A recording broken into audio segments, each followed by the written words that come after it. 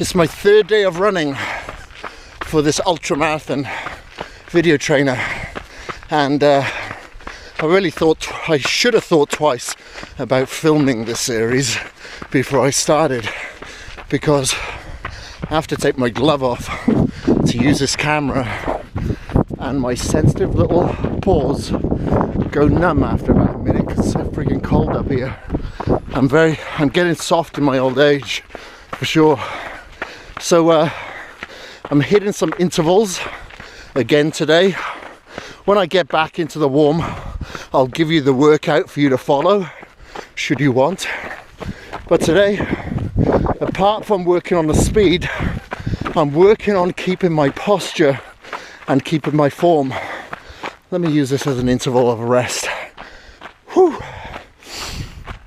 So there's no point in me let's say for instance, finishing a half marathon and going, yeah, I got a great time, if for the last several miles I wasn't picking up my legs, I was leaning forward, I was swinging my body, not forefoot striking. Same as within the gym.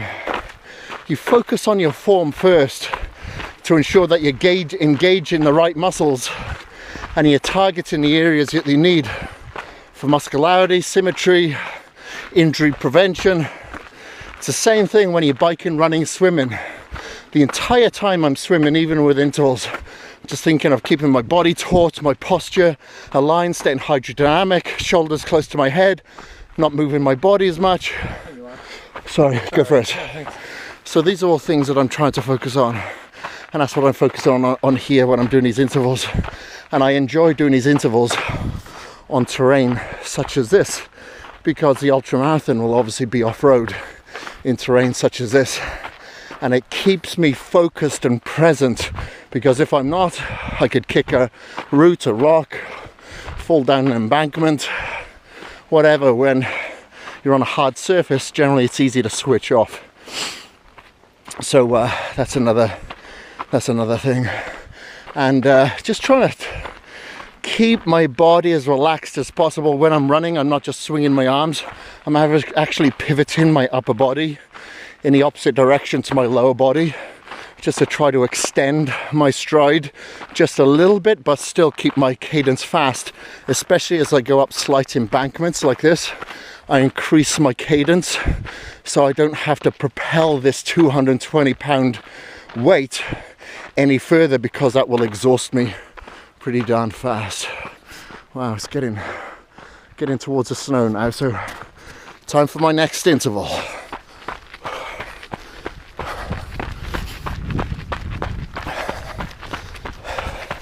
Right, I said I was going to do the wrap up when I'm in the warm, so I can actually feel my hands. This is today's workout that I just completed. So basically I did 2 miles easy running. Okay, just very easy. It was supposed to be 2. I probably did a little less than that because I felt warmed up. If you feel that you're not warmed up after a mile, go a little bit more. If you feel that you are, 1 mile is sufficient. So then I did 2 times 400 interval run. So twice I went at 400 meters intervals, and between each one of those 400s I did a 2-minute recovery, so just an easy jog or a walk. And then I did 3 200-meter intervals followed by 2 minutes easy. I've got it all written here, see, I'm not just making it up.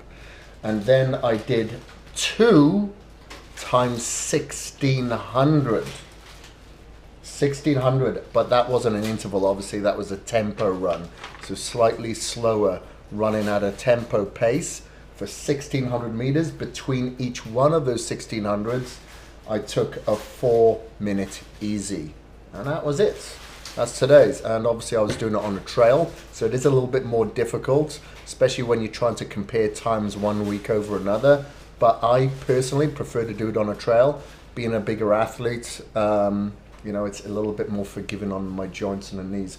As I said before, and I'll reiterate again, focus on your form and your cadence, keeping your center of gravity kind of low, pulling with your hamstrings and your glutes, and keeping your posture aligned, keeping your head up, but make sure that you keep your eyes to the ground to make sure that you don't fall flat on your face. All right, that is it. So time for me to have my recaged.